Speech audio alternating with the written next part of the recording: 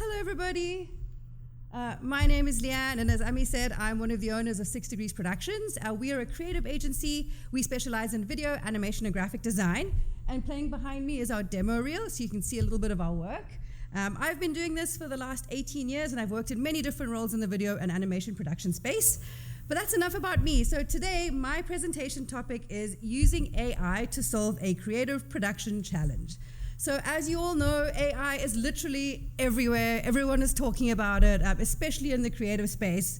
I'm sure a lot of you are already experimenting with it. Maybe you've tried some tools, or maybe you don't even know where to start. So what I'm going to do today is I'm going to walk you through 5 different AI tools that we use to help us with a 10-minute animation project. By the end of the presentation, you'll be able to see some of the strengths and the weaknesses in those tools, and then maybe learn from some of our mistakes, because there were a few mistakes. Okay, so this is the client. Pursuit Collection is a tourism and hospitality company. They own resorts and attractions all over the world. We specifically were working up with the team up in Banff. So normally when we work with our clients, we work in the marketing, communications, advertising, sales, and training space. But this project was a little different, which is why I wanted to showcase it today. So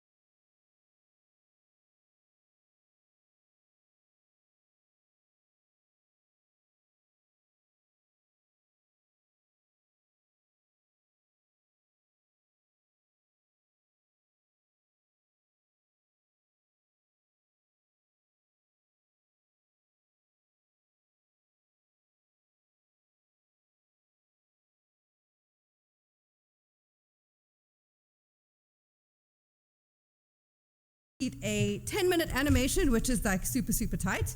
So we got to work right away. Like any animation, our first step was to put together a written storyboard. So what we did is we took the transcription of what the elders were talking about, broke it up into scenes, then we wrote a description of what we're going to show in each scene. We went backwards and forth a lot with the client. We obviously engaged a lot with the Stony Nakota folks. They gave us a lot of visual references. And then once we had put that all together and this was approved, we could move on to the illustration process. And this took about 3 to 4 weeks, this process. All right, so this is where we had to jump into AI. So we hired an illustrator, but unfortunately, the illustrator had to pull out of the project last minute. We'd allocated 4 weeks for this part of the project, and then 3 weeks in, he pulled out, and we had to kind of start again from scratch with the illustration. So naturally, we all panicked.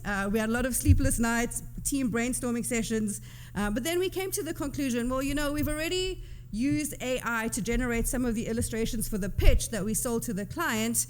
Maybe we could try use AI to make the actual illustrations itself. To be honest, I wasn't convinced, because as we all know, AI is super janky and iffy, but I felt like we were kind of backed into a corner. We have an awesome team of animators and designers, so we figured that if AI was making weird stuff, we could probably fix it and make it work. So that's when we started our process. And also note, when we started this, this was in October last year, so that was before text to video was a thing. So we just had text to image to work with. And I'm going to walk you through some of the challenges we have generating images in AI. So challenge number 1, and we knew right from the get-go that this was going to be a challenge, is the resolution.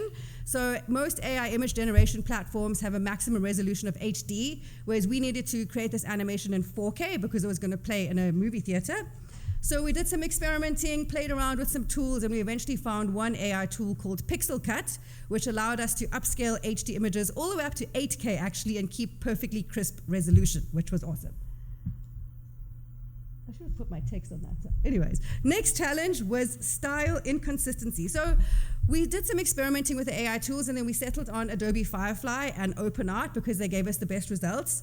And then we split up all the scenes, and then my team and I spent a few days generating the images. But then when we took all those images and we compiled them into one storyboard, we noticed that there was a massive inconsistency in the style of the illustrations. And we wanted one consistent brushstroke art look. And here are some examples so you can see what I'm talking about.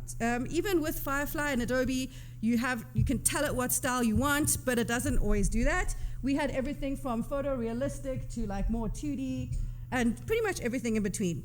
So we went back to the drawing board and we started our storyboard all over again. Zane, one of our animators, he did everything from scratch. It's always better if there's one person doing it for style control. And then through a lot of experimentation, we found that there was a combination of things we had to do to get the results we wanted. So one was very specific written prompts in plain language, so you don't confuse the robot. Also using style references, so we found one image of the style we liked and made sure we used that as a reference for all of our AI gens. We also used composition references and then cranked up all the settings to maximum in Firefly. And then we found by doing that, we were able to get more consistent images. But that being said, it still took about 50 to 100 image gens for every single scene to get that one perfect usable image. The next challenge we had was generating specific objects. So AI is really good if you want like a generic mountain or generic scenery, but if you want a specific mountain or a specific object, it gets a lot more challenging. And even with photo references, composition references, it can still struggle. So this is an example of one of those scenes. That is a medicine bag that was provided to us from the client, and then we needed specific plants coming out the side of the bag. So we've got tobacco, sweetgrass, sage, and cedar. And when we tried to describe this to AI, it was really confused. We got all manner of weird and wonderful hodgepodge, Frankenstein, weird-looking images. So we're like, okay, what can we do? Our solution was, let's break the scene down. So we started off, we just first did a quick sketch of just the medicine bag shape on a white background, fed that into AI over and over and over until we found an illustration that worked. We did the same thing with each of the plants, so we did those as separate things. We also generated the lady's skirt as a separate image, as well as the background, and then we comped this all together afterwards, and we pieced it together, and that was, fall off the stage, the final scene over there. With this scene, we actually even used another AI tool. We wanted to get the fabric swaying on that skirt, and there's an awesome tool called HydroFlux, which you can put in an illustration and give some basic animation movement to it. Again, it's a bit iffy, but in this instance, it worked really well. The challenge was, again, we put in our nice 4K illustration, and it spits out an HD video that's 5 seconds long. So we had to slow it down, find a way to loop it, and then search around on the interwebs for another AI tool that would upscale video back up to 4K. But we got there in the end. This was another scene. So this is Mount Yamnuska.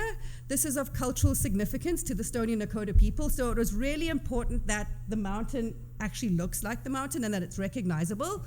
We fed so many images into AI, and these are a bunch of the generations. We just couldn't get it to look like the actual mountain itself. And we kept showing these to the clients, and they were like, no, no, no. So we had to come up with a solution again. So what we did was we bought this high-res picture of a mountain here on iStock. Then we cut it out, and we put it on a white background. And then again, we fed this into AI over and over and over until we got to a mountain that was close-ish, but not quite perfect. And then one of our animators, he actually took the images of the mountain that AI made and then traced around the actual photo of the mountain and then cut out the shape of the mountain in the AI image gen. So we eventually got something that looked like the mountain.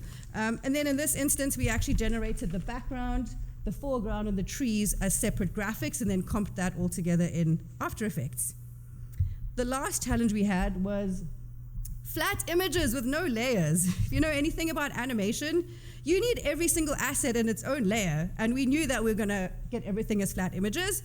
So one of our team members, Zane, he painstakingly took every single illustration into Photoshop and manually cut out all the elements and put them in their own layers, and then he used Adobe's generative fill to fill in the backgrounds where we cut various things out.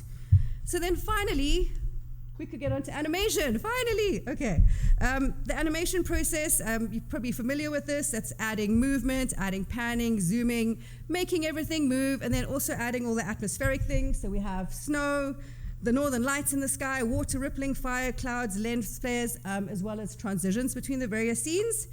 We also had some scenes with animals, which were kind of fun to do. How we did this was we found some stock footage clips of animals walking and moving, pulled those into After Effects, keyed out the background, added some stylistic treatments, and then comped that all together into the scene.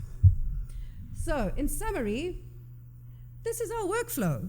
We came up with our ideas, then we generated images mostly in Adobe Firefly, then we used Pixelcut to upscale them, rolled those into Photoshop, cut them into all their layers. From there, we pulled that all into After Effects, where we added the basic motion animations.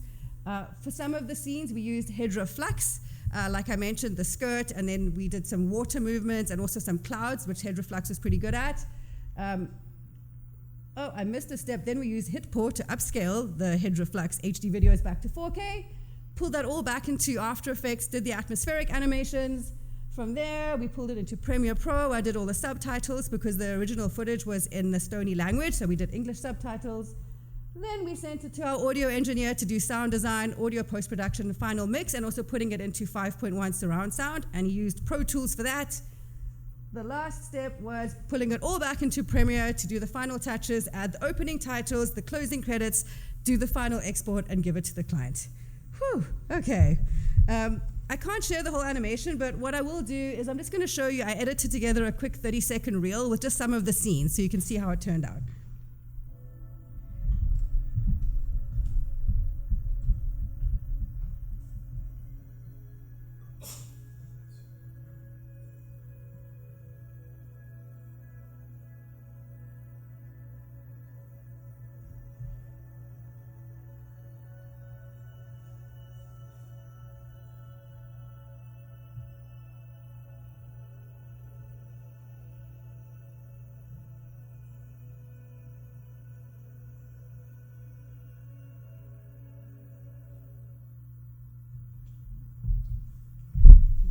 Now you get to see what's going. Thank you. Before I move on, I just want to say I can't take credit for a lot of this. We worked together as a team, but these are Ryan and Zane, our two amazing animators that worked with on this project. I've actually been working with Ryan since 2006, so I feel old now. The last slide, key takeaways. Should we use AI in our workflow, and was AI helpful? So for this project, yes, it was very helpful. When we do our classic 2D animation styles where we need vectors, probably would have been less helpful, but it really helped us get our project back on track. Did it save us time? Yes and no. So we ended up still spending 127 hours generating images, cleaning them up, adapting them, layering them, and upscaling them. That was just the illustrations. That wasn't even like the 100+ hours we spent on animation.